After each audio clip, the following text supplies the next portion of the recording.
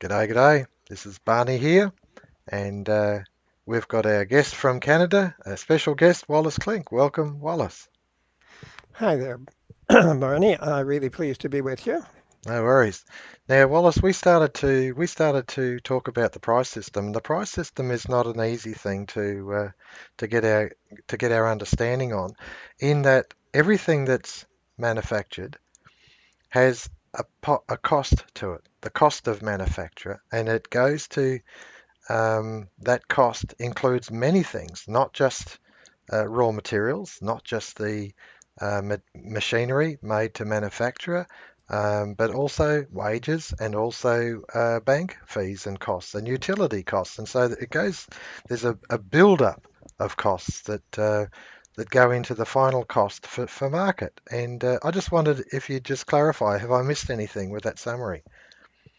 No, I think that the reality of the situation is that we have inside costs and outside costs, A costs and B costs. A costs are wages, salaries, and dividends, and you have to recognize that wages, salaries, and dividends are purchasing power in the hands of the holder. They can use that income in order to purchase goods and services. That's right. Yep.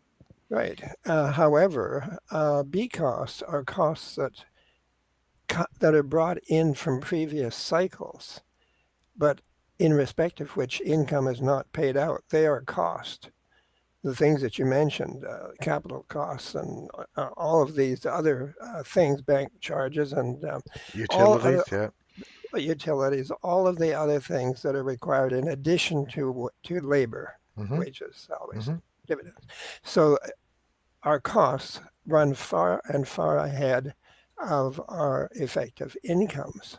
hmm There is a disparity there, a Mm. tremendous disparity, and it gets greater and greater the more you modernize your economy and bring in, if you want to call it, capital charges hmm relative to uh, labor charges, and so that the gap gets bigger and bigger and bigger. And it's obvious that the system could not work that way because business would not be able to recover its costs through sales. Mm. The I, n- purchasing I power noticed isn't in there.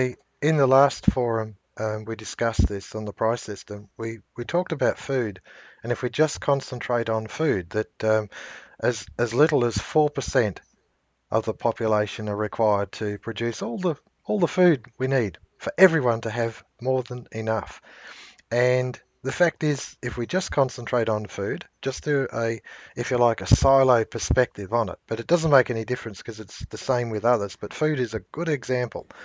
And everyone has a right to eat. They have a right that they need sufficient food. Even bugs have to have a supply of food, a supply of nutrients that they get from the soil. Now, just to talk about food, I noticed that outside today, where I am, it's raining. And I didn't actually work for it to rain. The rain just fell from the sky. It was a free gift. And I also noticed that when the rain clouds separate and part, the sun comes out.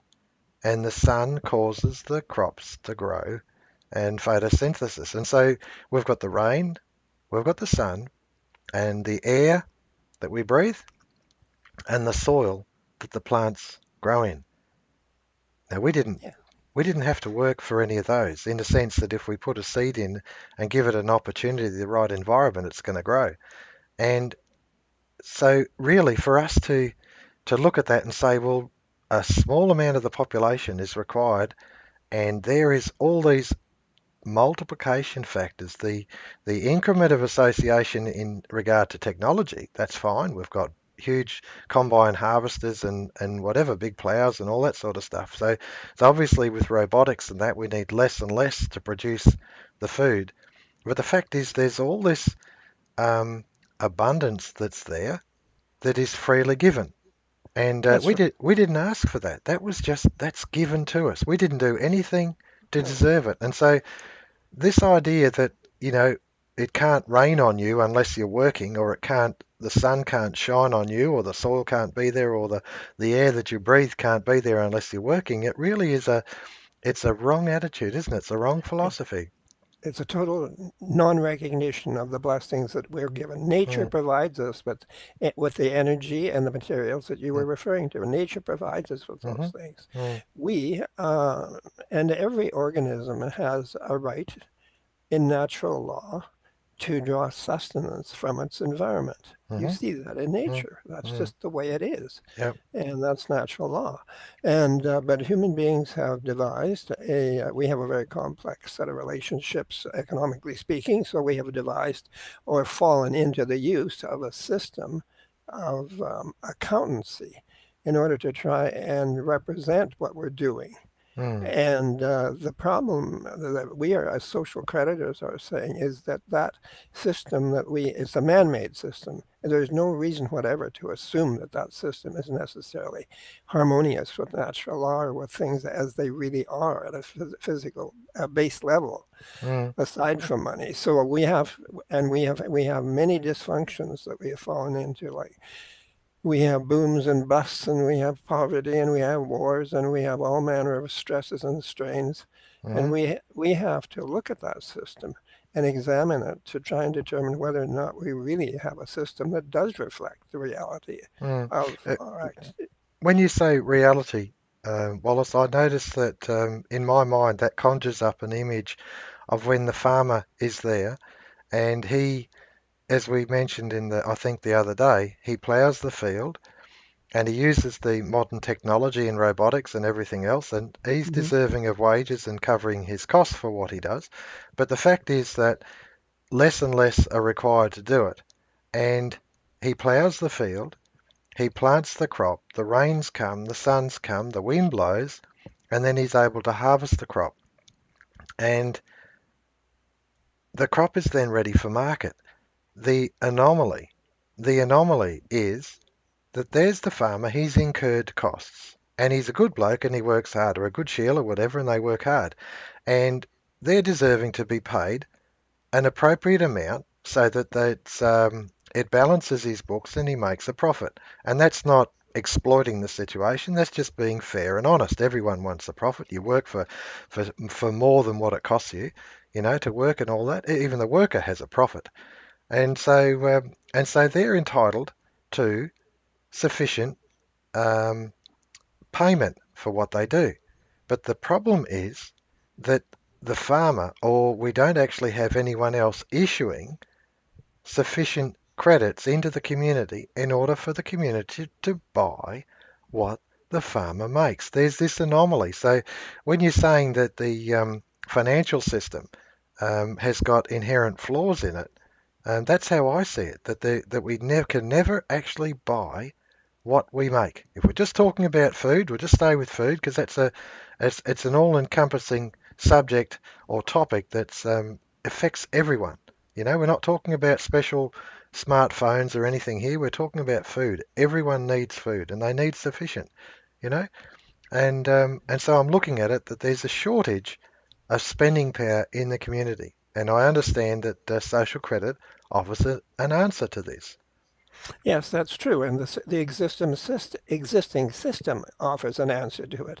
But their answer is to go to the banks and to get a loan to make up the difference. Hmm. The banks do create much of the money that is required, although they do it in a way that they have control over the economy by reserving the right to create or stop creating money Hmm. and or withdraw loans. Hmm. But the thing of it is, it's simply not actually what happens in the price system. We are charged for our capital production, but we're not credited for Mm.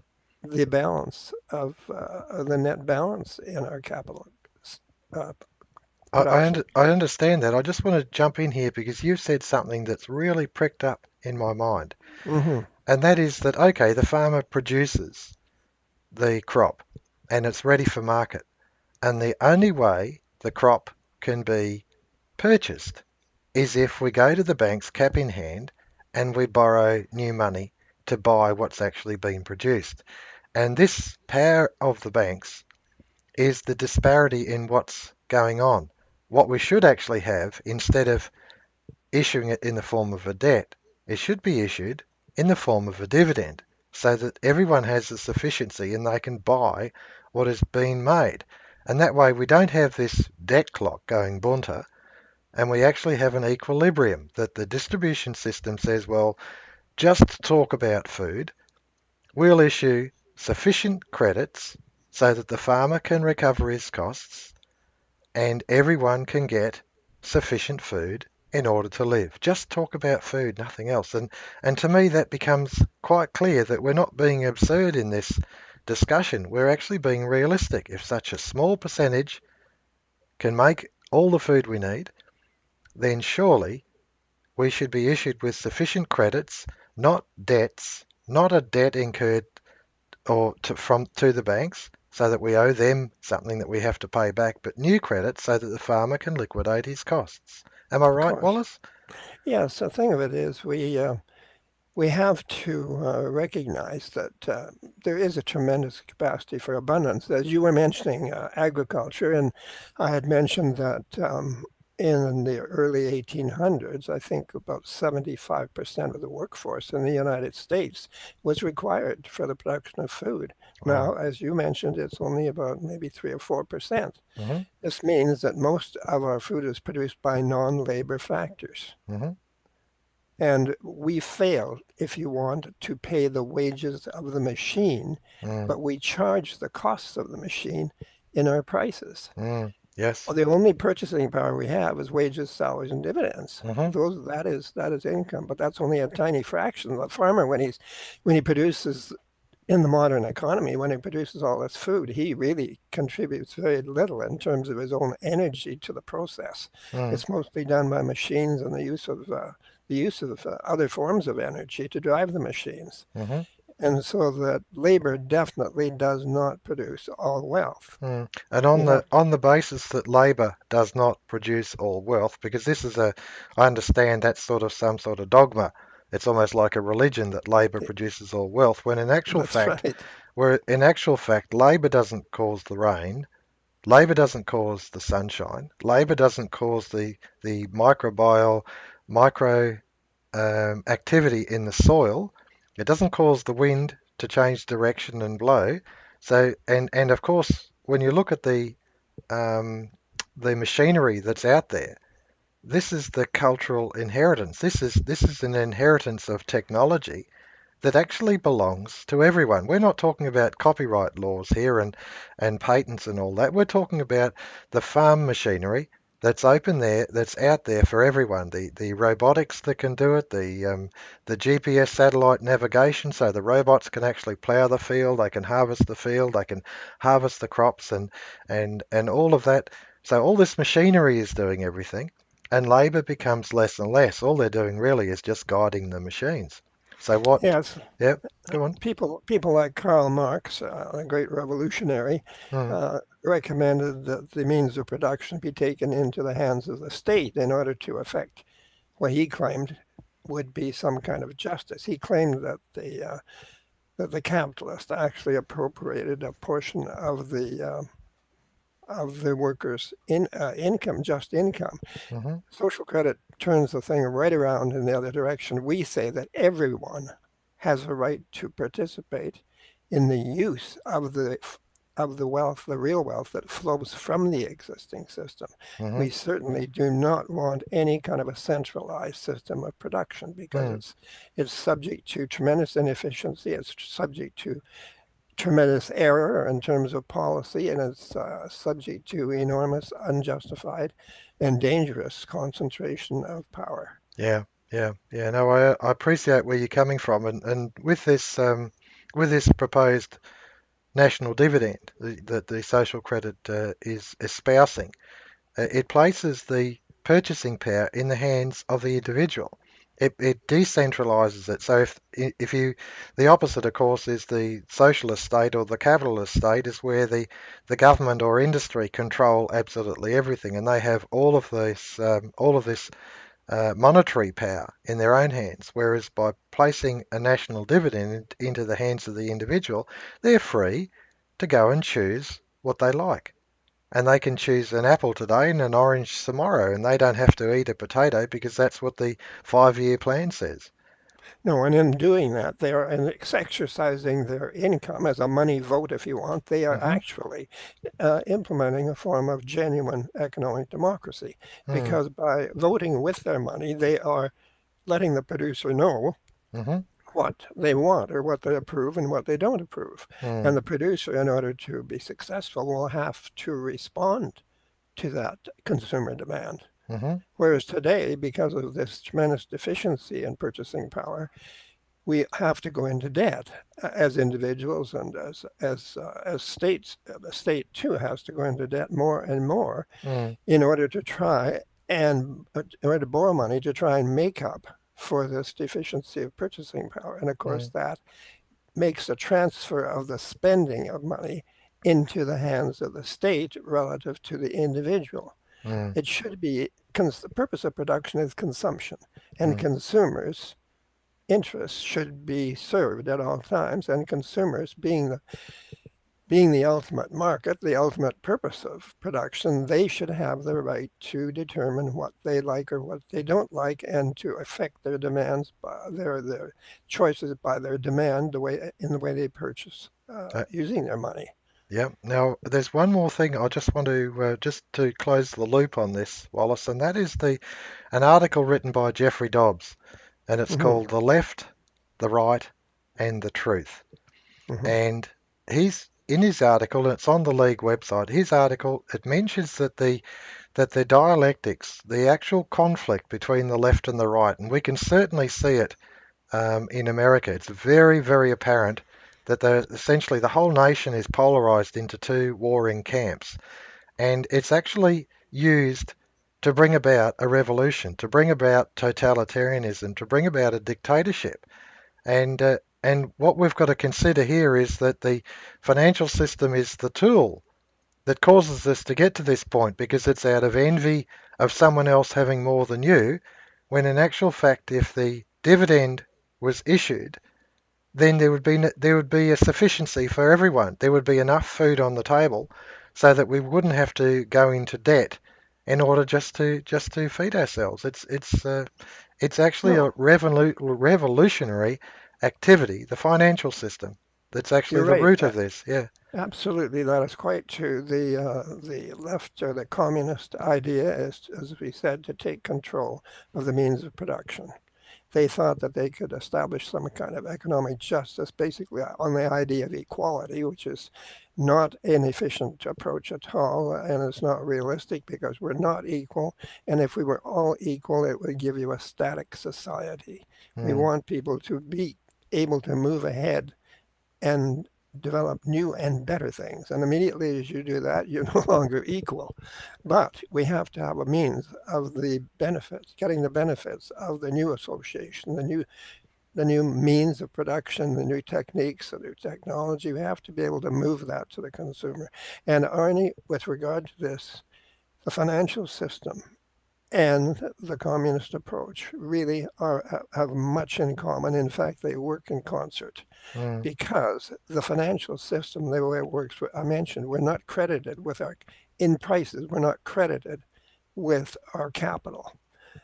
The financial system goes sort of does an end run, and it actually appropriates the communal capital by virtue of placing a perpetual and increasing debt upon it, so that if they wanted to call their debts, they could literally claim our capital. In other Mm. words, they're claiming that they own the world. Yeah, yeah, that's right. And I noted there, Wallace, that the you mentioned the word communist a couple of times, but the Mm. fact is that the capitalist, the monopoly capitalist, is exploiting the situation equally as badly as the communist. They're both revolutionary, It's and moving in that direction. It's that's moved right. because the concentration of capital and wealth is taking place on account of the system. Our Hmm. problem is that we are not allowed to consume what we produce by virtue of the fact that we have produced it and it exists there, Hmm. speaking of society as a whole, Mm. until we do something else Mm. in order to earn the money which is insufficient, and Hmm. earn the additional money in order to go back and buy the original goods. In Yeah. other words, in other words, you're saying that if you grew a crop and the fall came, you harvest it, and someone came along and said, nice crop, but you can't eat it. mm, We can't eat it? What do you mean? You first have to do something else. I'd like you to produce maybe some bombs, maybe some warplanes, mm, or maybe just some more. In the communist system, it was very concentrated on capital. In other words, people were enslaved mm, to the production of capital relative to consumer goods. I was there and I saw like it was a complete desert when it came to consumer goods. It was mm, really a very very sad mm, story because it was very primitive. They mm, didn't even have refrigeration in their food stores in Moscow. They had two bookstores. The mm, bookstores had nothing but communist literature. mm, So yeah, I mean they had a very very restricted life, and the people there was a sadness that showed you could feel it. mm. In other words, it was not abundance, it was scarcity, and the scarcity is used as a mechanism to control people. Because Okay. if you can control a supply of money and goods and services, you can control people because most people have a survival instinct and they have a desire to live. And Mm-hmm. if they don't have an abundance, they will do what they have to do, even if it's under a tyranny, in order to try and survive.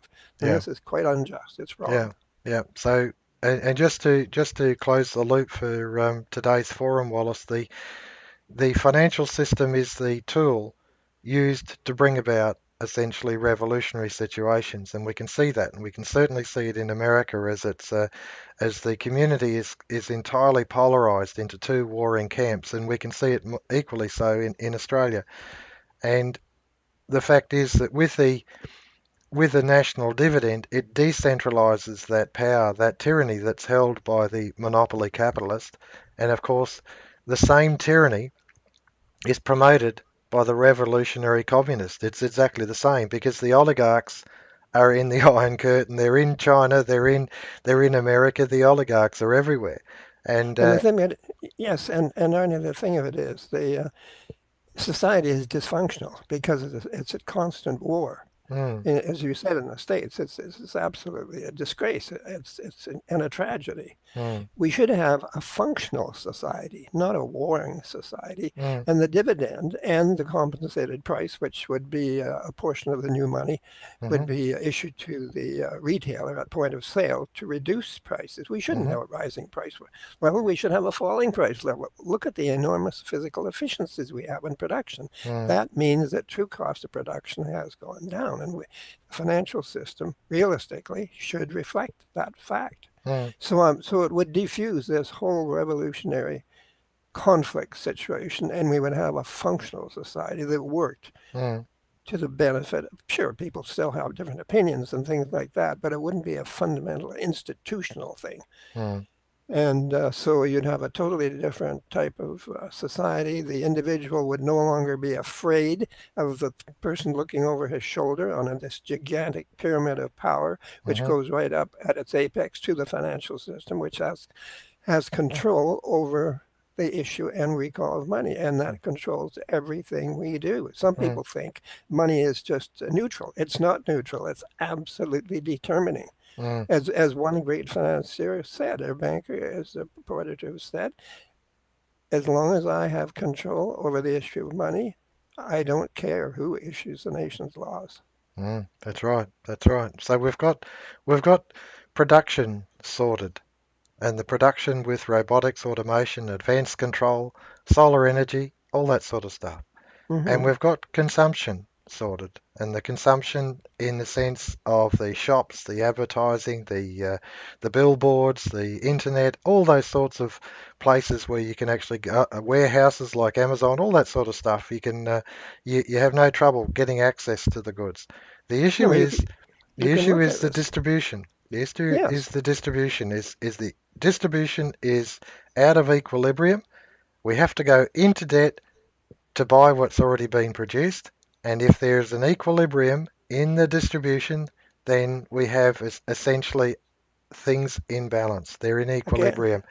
again, you Yeah. can look at it from the standpoint of nature. There's homeostasis within the Mhm. living organism. There's Mm. a balance Mhm. of forces and activities that are going Mhm. on in order to maintain life. Mm. If you look at engineering, it's the principle of sufficiency. That's right. And Yeah. if you have a price system that is out of balance, increasingly